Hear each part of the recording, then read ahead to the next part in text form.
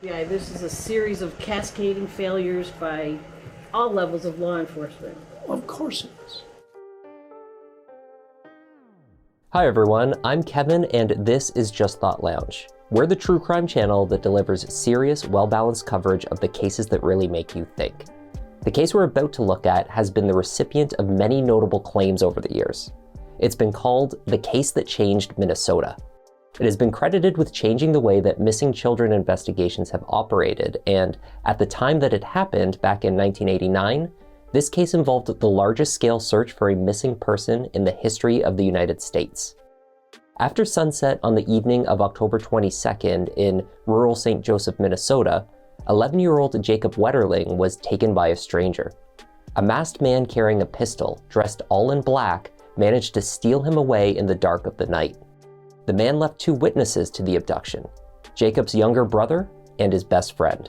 It was a case that gripped the nation and sparked a nearly 30-year-long perplexing investigation, one that would be the source of intense speculation and criticism. This is the heartbreaking story of Jacob Wetterling. Let's take a look.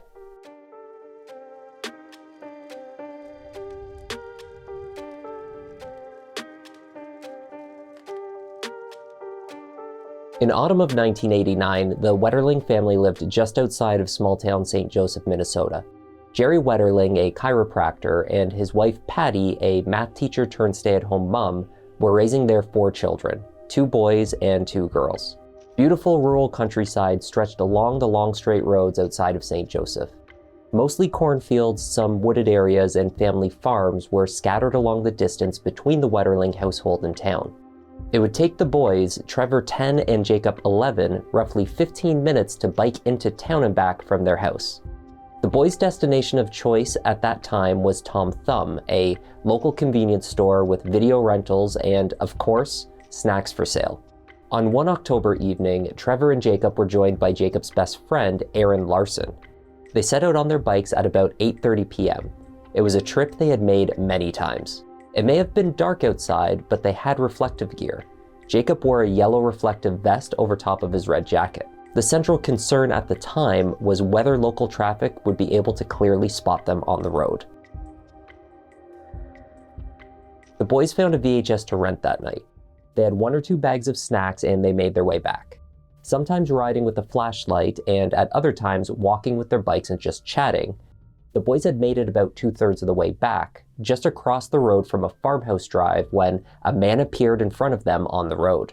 Dressed in black and with some fabric obscuring his face, the man carried a pistol and ordered the boys with their bikes into the ditch at the side of the road. He asked each of them in turn how old they were. After responding, he instructed Trevor and Aaron to run for the woods and to not look back, which they did. By the time that Aaron worked up the courage to look back for his friend Jacob, his friend had disappeared, and so had the man in black. He grabbed Jacob and then he told me to run as fast as I could into the woods or else he'd shoot.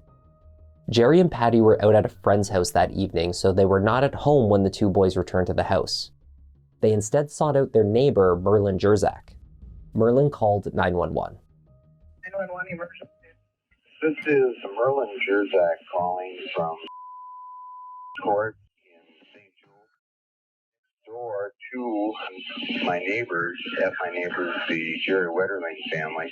That's where you're going? And some of their boys went down to Tom Thumb to pick up a movie, and on their way back, someone stopped them. We believe that they have one of the boys because one of the boys did not come back with them. Okay, were they picked up in a vehicle? Just a second, I'll ask boys, was there a vehicle there or was he walking? They didn't see a vehicle. This person appeared on the road when they were bicycling back home. Did they see the individual at all? Yes, they did. Did you see the individual at all? He had a mask on. He was wearing a red hockey jacket that had police department on it. And it has his name on it. Did they see any weapons at all or anything like that?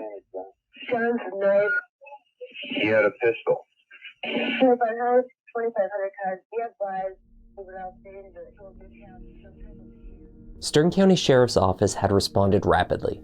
Upon hearing the details of the events from the boys relayed via their dispatcher, they recognized the severity of the situation.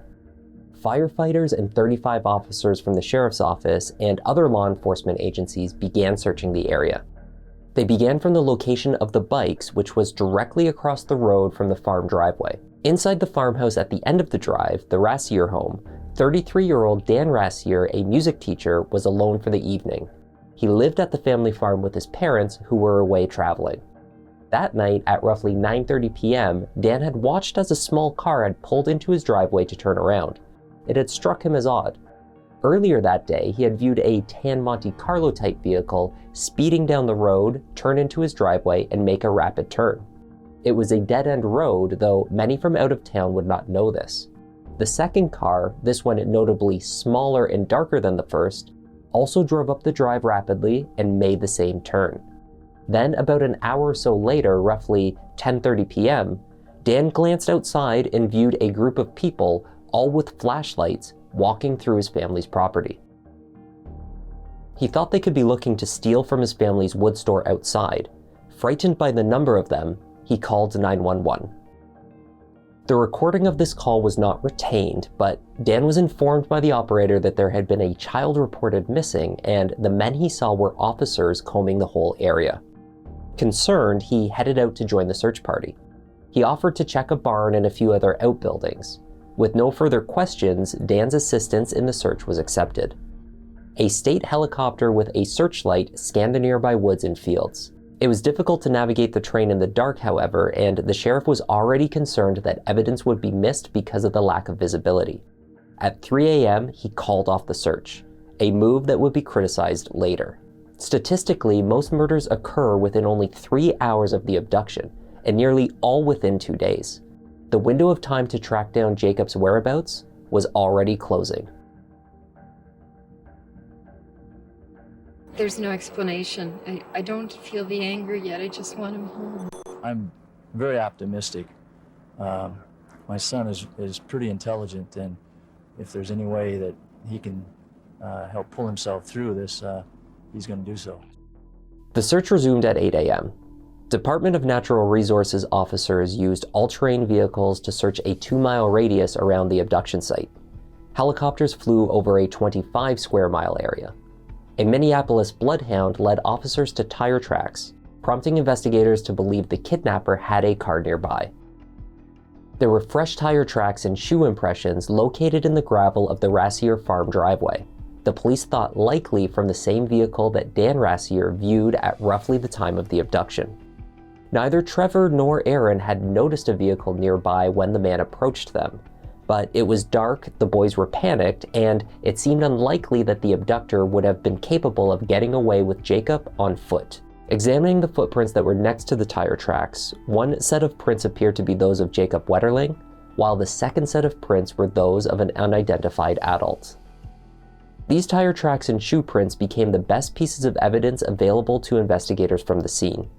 Aside from this, they had only a vague description provided by the boys. A stocky man between the height of 5'9" and 5'11", dressed in black with a low husky voice, his face concealed. We were coming down this road here, and we were just talking and everything, and then this guy just came out and he had a gun, I thought it was some kid pulling a prank on us or something, and then but it wasn't. This man look like? Well, he was all in black. He had a mask on, and You couldn't see his face? He had a nylon mask or some kind of mask. Did Jacob say anything to the man? Just his age. When you ran, did you look back? Yeah, once we got way down there. What did you see? Nothing. No, he wasn't there anymore. Jacob's abduction sent shockwaves through St. Joseph and the neighboring communities. The sense at the time, whether borne out by the facts or not, was that these types of incidents just did not happen in St. Joseph or similar small rural towns. This was a safe place to live. Most households did not even lock their doors at night, and the Wetterlings and other parents did not have any concerns about their children out biking and playing after dark. But all of that was poised to change. 2 days after Jacob was taken, the search continued and the sheriff's office recorded tips pouring in from the public. It quickly became apparent that the local community was not exactly the safe haven that many believed it to be. A young boy from neighboring Painesville came in with his father to relay some information that the kids in the area already knew very well. There was a man targeting young boys in the town, only a 40-minute drive from where Jacob was abducted. This boy stated that 7 to 9 other children, as well as himself, had also been grabbed by a strange man in the 3 years prior, though in some instances, these attempted kidnappings were unsuccessful. In each of these cases, however, the man eventually let them go. The story was consistent. The man dressed in dark clothing, sometimes camouflage. He occasionally had mud rubbed over his face, other times he wore a mask. He stayed out of sight and then made his move in the darkness. These incidents were not just occurring in Painesville. Adam Klophocky, who was 14 years old in 1989, likewise came forward with a tip in the early days of the investigation. Only 6 weeks before Jacob went missing, Adam and a 12-year-old friend of his had an encounter with a vehicle on the same road where Jacob was taken, while returning from the same convenience store. A speeding car began following them. He seems like he's doing 60, 70. We started running.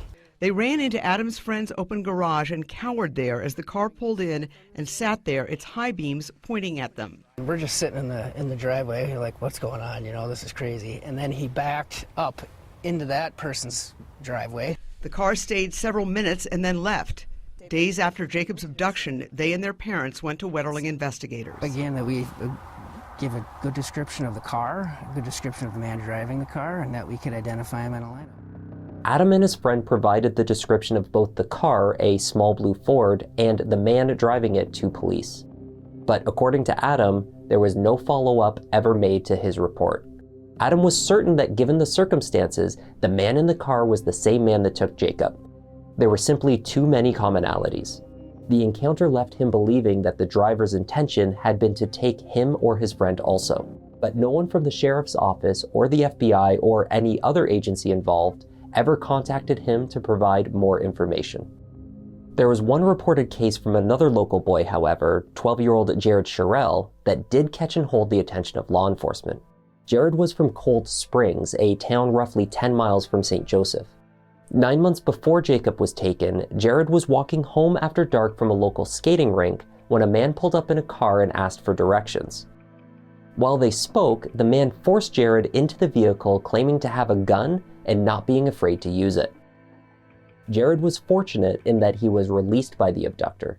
He was later able to give a description of the vehicle and a vague one of the man himself to the investigators assigned to Jacob's case. At this point, the lead investigators included Sheriff Charlie Graft of Stern County, but also the lead investigator from the FBI, Agent Al Garber. The description of the suspect was becoming somewhat repetitive. But Jared relayed some additional details as well. He was able to describe the interior of the vehicle. He also told police that the abductor had a police scanner, which he used to keep abreast of the movement of the police while he held Jared. It was the belief at this early stage that the man they were seeking in Jacob's case was the same man that had taken Jared months earlier. And these facts match up with Jacob's abduction. The days were slipping by, however, while a massive multi-agency search effort continued. Roadblocks across the state checked vehicles driving through, and hundreds of tips poured in. Sheriff Graft, however, in the days following, appeared to be placing his hopes on Jacob's chances of escape. An awful lot just depends on the type of person that we're dealing with that abducted the boy. Some of them keep him around for quite a while, some of them don't. So we're hoping that this type of person is going to keep Jacob alive, and somewhere along the line that he's going to get a chance to get to a telephone or get away from it.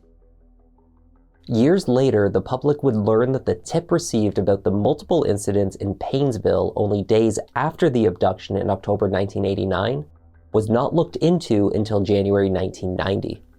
Decades would pass before Adam Klophocky would retell his story of the suspicious car that followed him and his friend home.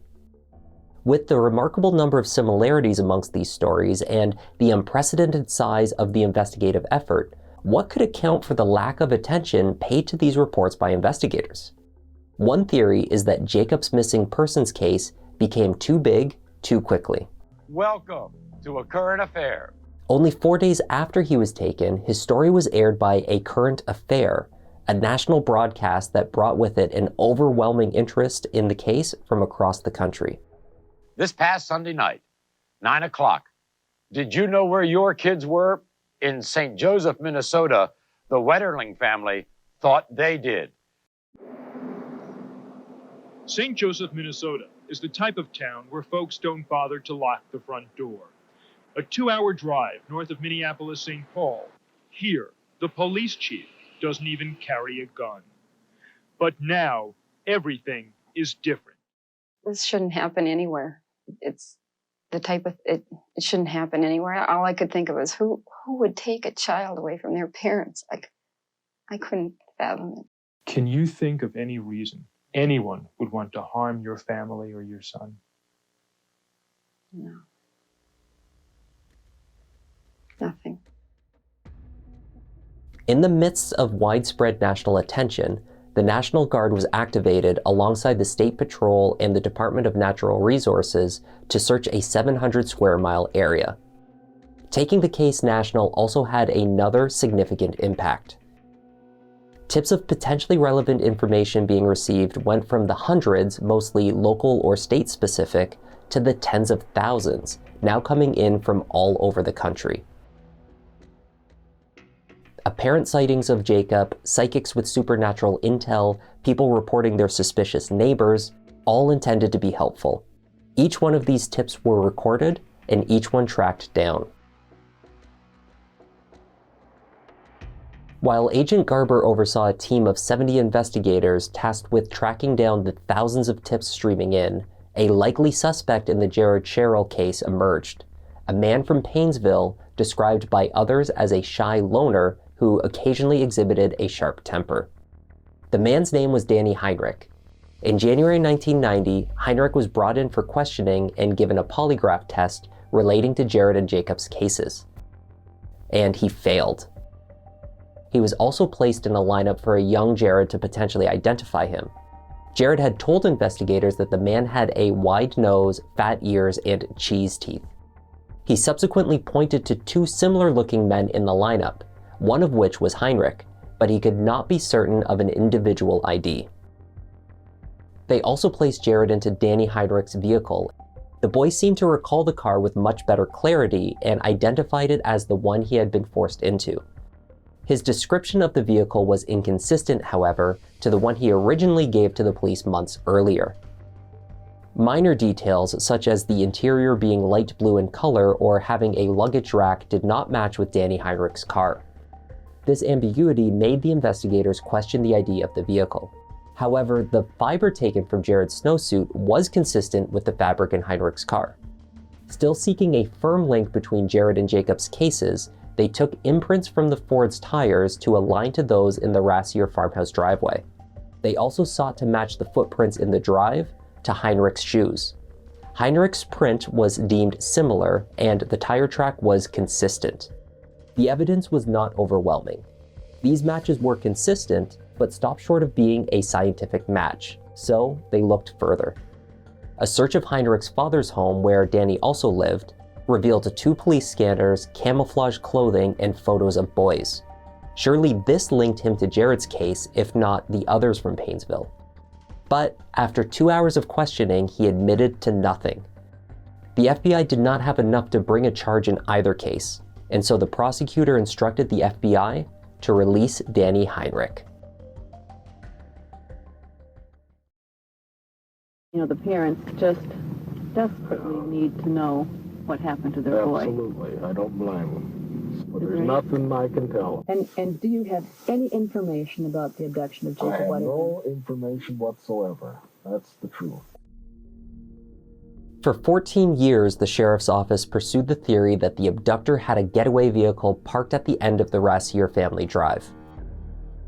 A tip that a suspicious red car had been seen driving in town around the time of the abduction led to multiple searches, each analyzing the tire tracks against those found on the driveway. But these searches yielded nothing of value, and no new, viable suspects emerged as a result of these efforts. By autumn 2003, Sheriff Charlie Graft was no longer at the helm of the investigation. His successor, John Sanner, had become sheriff that year, and he had adopted a new theory of the crime. Prompted by information from a source who wished to remain anonymous, Sheriff Sanner became convinced that the vehicle that had left its track on the drive that night was in fact completely unrelated to Jacob's abduction. This source, known only as Kevin, was 21 years old at the time. Kevin had overheard animated exchanges from law enforcement over his police scanner on the night of the abduction. Believing that something exciting was afoot, he jumped into his girlfriend's car and drove in the direction of the police and emergency vehicles that were rushing past his home. He lost track of them on a dead-end road heading out of town. There, his headlights hit upon a few bicycles laying in the ditch while he turned around in a nearby driveway. On his way back into town, he spotted a police officer at the Tom Thumb convenience store. Kevin went inside and reported what he had just seen, about the bikes abandoned in the ditch across from the farm. Dismissive, the officer told him, "Yeah, we already know about that." Kevin was not a fan of the police. He did not trust or like them very much. In the months that followed, he knew that he must have stumbled across the crime scene in the brief span of time between the 911 call when the news went out on the scanner and police arriving to cordon off the area of the road. He feared if he spoke up again, that he would become a suspect. Kevin did eventually come forward many years later. After he told his story to a US Marshal at a party in 2003, he was finally prompted to speak directly to the Stearns County Sheriff's Office. The result was a stark change in direction for the still ongoing investigation. If the tracks were not those of the abductor, but instead the anonymous witness Kevin, Sheriff Sanner believed that the man in black must have been on foot. This conclusion led his suspicions to a witness that had been overlooked on the night of the abduction. A witness that would have had the means to capture Jacob while on foot, Dan Rassier. Investigators had a new theory. They had become convinced Jacob's kidnapper was on foot, not in a car, and there was a new suspect. We've learned investigators are again questioning an area school teacher. Investigators had turned their entire focus to investigate band teacher Dan Rassier. The evidence connecting the music teacher to the crime was at best circumstantial. He was a single man who lived with his elderly parents and was, by his own self-deprecating assessment, just a bit odd. It was not the first time that suspicions had landed on Dan. He had been questioned more thoroughly in the early years of the investigation. He had taken a polygraph. He had even been hypnotized at one point in an attempt to reveal additional suppressed information.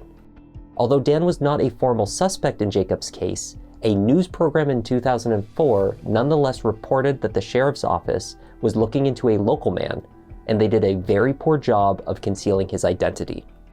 After this public disclosure, Sheriff Sanner subsequently confirmed suspicions when he referred to Dan as a person of interest. The negative media attention cast a shadow over Dan's life. Dan was also interrogated for hours. He was told that the 911 call that he had placed that night upon seeing the strange men on his property, who turned out to be searching for Jacob, was simply a clever ploy to appear less suspicious.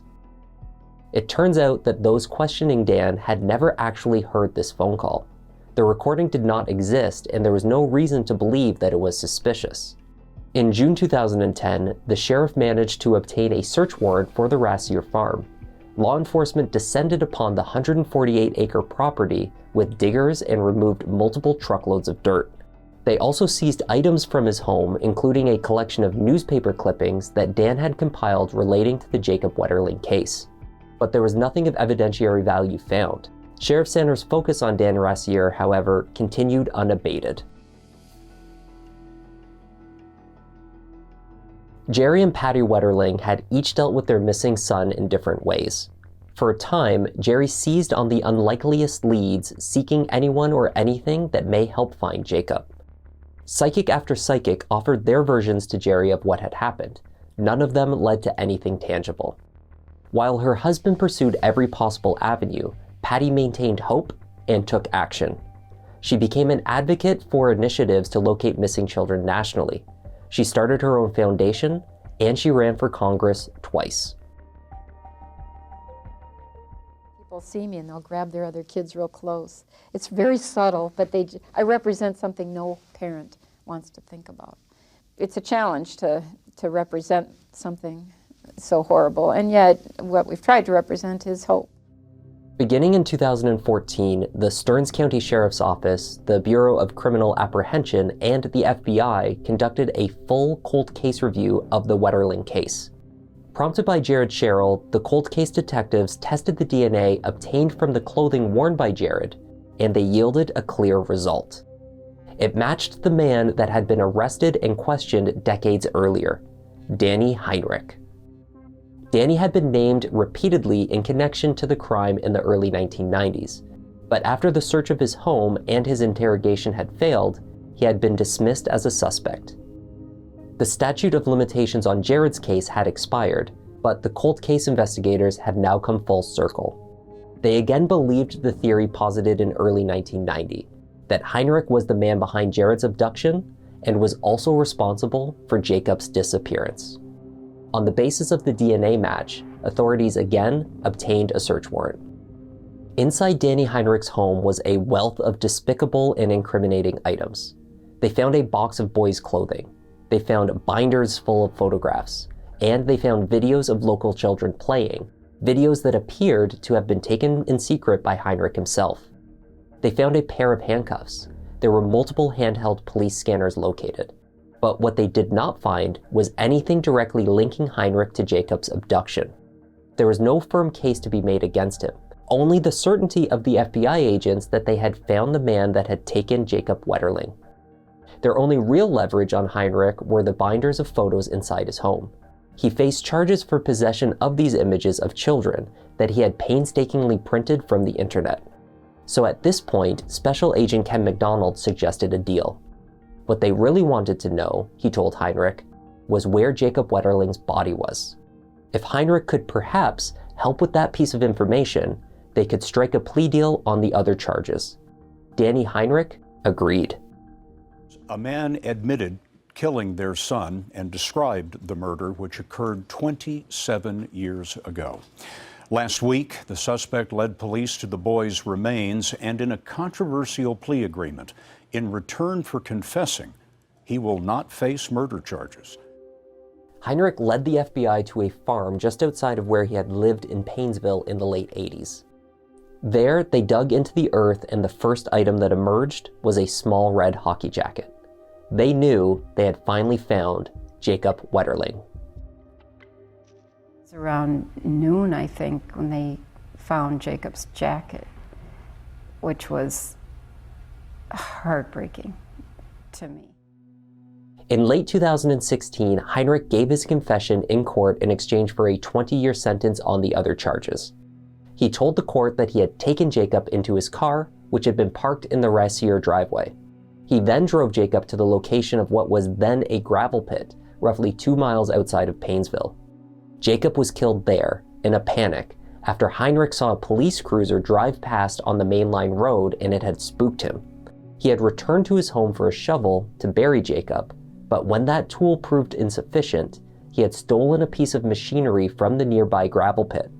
At around midnight, he started up a bobcat digger, and he used this to create a grave. 1 year later, Heinrich had returned to the site and saw that the red jacket was clearly visible, poking up from the soil. He then moved Jacob to the location on the farm. There, the boy stayed for over 25 years. Heinrich also admitted his guilt in the assault on Jared Sherrill. For Jared, it was the conclusion of his personal mission to bring his own attacker to justice. He had independently pursued leads linking his case to those of 8 other boys from Painesville, and then eventually to Heinrich. It is not a stretch to attribute the credit for the final arrest of Danny Heinrich to the unfailing efforts of Jared. It was Sherrill, along with blogger Joy Baker, who began a relentless push in 2014, insisting that unsolved cases in Painesville, Jared's case and Jacob Wetterling's case, were all linked. I'm not the only one that has made eye contact with this person. Patty Wetterling recognized the efforts moments after Heinrich's horrific confessions. I want to say one huge shout out to Jared. Heinrich confessed his guilt in the cases of Jared and Jacob, but he was not obligated to make any further confessions. It was assumed that he was responsible for the 8 other cases in Paynesville, but according to the FBI, reports of these cases in and around St. Joseph, Paynesville, and Cold Springs area completely ceased after Jacob's abduction. They can't be certain, but their best guess is that Heinrich did not commit any other assaults over the 26 years that followed Jacob's murder. I think the fact that there aren't other, reported cases that happened after Wetterling in the area up there that may have been his final abduction and only homicide, but obviously we don't know that definitively. And it is pure speculation to say that, the act of murdering Jacob was possibly so traumatic that he, that forced him to stop. The fear of getting caught is another possibility, but you're right, it is generally unusual for them to stop. Stern County's new sheriff held a press conference following the confession of Danny Heinrich and preceding the release of the Wetterling investigative case file. It laid bare the many errors and oversights committed by law enforcement over the 27-year period. In a move clearly not appreciated by the FBI, Sheriff Don Goodmanson called the investigation a failure. He stated that the interrogation of Heinrich by the FBI in 1990 was botched by inexperienced personnel, and that in the early days, law enforcement was circling around on itself, stating that the right hand literally didn't know what the left hand was doing. They have, in my view, from October 22nd, mistaken activity for accomplishment. They just felt like if we keep doing this and keep doing this and keep doing this, getting more and more tips and coming, we'll eventually stumble onto it. They had it. So was this investigation poorly done? Was it a failure up until 25 years later? How would you characterize it? Went off the rails. Went off the rails, and very quickly on, frankly, it went off the rails with the Paynesville incidents. We should have been involved in that and solved those cases way back in '87. Then it goes off the rails again in 1989. And then I think it goes off the rails certainly from October 22nd through the arrest and release of Danny Heinrich. Don wasn't there. He didn't see the day-to-day operation. It's the impression that we disregarded Heinrich. My goodness. And I don't understand what he's talking about arresting him in a bar when he was drunk. That's not what happened. I want the picture to be clear. We're not dopes. We're not stupid. We don't miss big things. A lawsuit filed in the aftermath of Heinrich's confession by Dan Rassier claimed that Sheriff Sanner and others unjustly targeted him as a suspect, despite no evidence, the impact of which was felt not just by him, but by his entire family. Because of this, I lost a lot of things. Our family, some people handled it okay, and some people didn't. We all agree that it killed my dad. Dan's lawsuit was thrown out. There was compelling evidence that the search warrant for Rassier Farm was obtained through nothing but conjecture and lies submitted by law enforcement that insinuated his guilt, but no actual evidence. But too much time had passed before Dan filed the suit. It was simply too late. There is still no closure for Jerry and Patty Wetterling. They now have answers, but answers will not return Jacob to them. For St. Joseph and communities like it all over the country, the story of Jacob Wetterling is a haunting one. It remains very rare for a child to be abducted by a complete stranger, but nonetheless, the collective grief and devastation felt over this case and others like it has led to an awareness of the dangers to children that may lurk in the dark, no matter where you live. We learned early on that what happened was way bigger than Jacob and way bigger than our family. It's about this entire community was taken, there was an innocence stolen. That was the heartbreaking story of Jacob Wetterling. Thanks for watching. I'm Kevin. This is Just Thought Lounge, and I'll see you in the next one.